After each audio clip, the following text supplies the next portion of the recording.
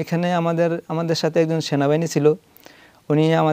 উনি আমরা ছিলাম যে ইয়াটার ফ্লাইওভারের যে এটার এই পাশে ছিলাম।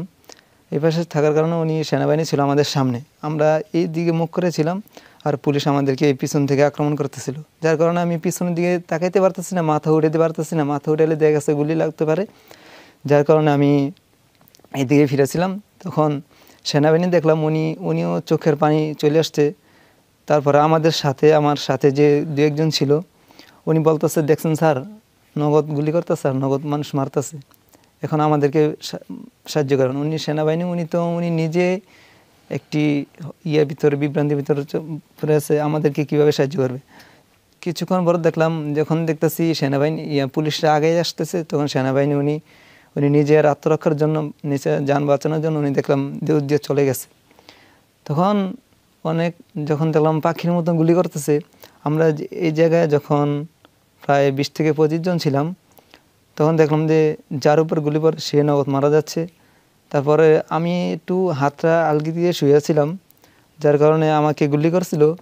আমার গুলিটা আমার হাতে লাগছে, এই যে হাতের ছাইডে দিয়ে গেছে, যে এখনও দাগটা আছে। আল্লাহ তাআলার রহমতে হাতের হাড্ডিতে লাগে না, যার কারণে বড় ধরনের কোনো সমস্যার সম্মুখীন হয়নি।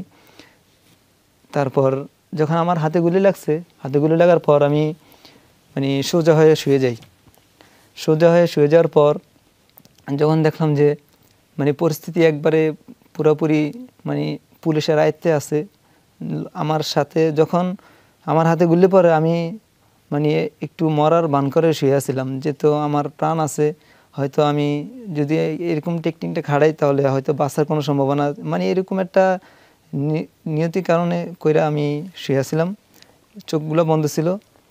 যার কারণে যখন আমি চোখ মেলে দেখি, কিছুক্ষণ পর চোখ মেলি, তখন দেখলাম যে আমার পায়ের সামনে থেকে আমার একবার নিকটতম থেকে ফায়ার করতেছে। পায়ের বিকট আওয়াজের কারণে আমার চোখগুলো হালকা হালকা বাড়ি খাচ্ছে। তখন তো সূর্যের আলোটা একটু চোখের মধ্যে লাগছে, যার কারণে আমার চোখ বাইরে করতেছে। তখন পাশে থাকা একজন পুলিশ দেখে বলতেছে, এই যে এটা মরা নাই। তখন কাছে আসছে, 4-5 জন কাছে আসছে, আইসা কয়েকজন লাথি দিছে আমার মাঝে, আমার পায়ে লাথি দিছে, অনেক জোরে জোরে লাথি দিছে।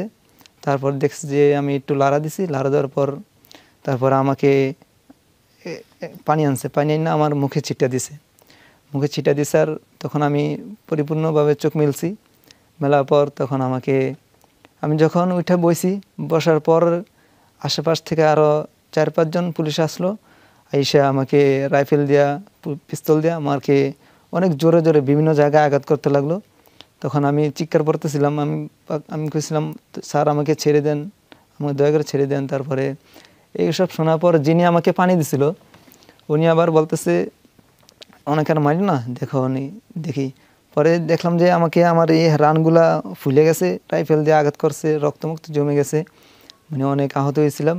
আমার পায়ের হাড়গুলো মোটামুটিভাবে জখম হয়েছে। তারপরে আমাকে যখন যে পানি দিছিল উনি আমাকে ওনাদের হাত থেকে বাঁচাই বলতেছে, ওনাকে ছেড়ে দাও। এর আগে আমাকে যখন পার দিছে রাইফেল দিয়ে, তখন আমাকে এই জায়গায় পার দিছিল।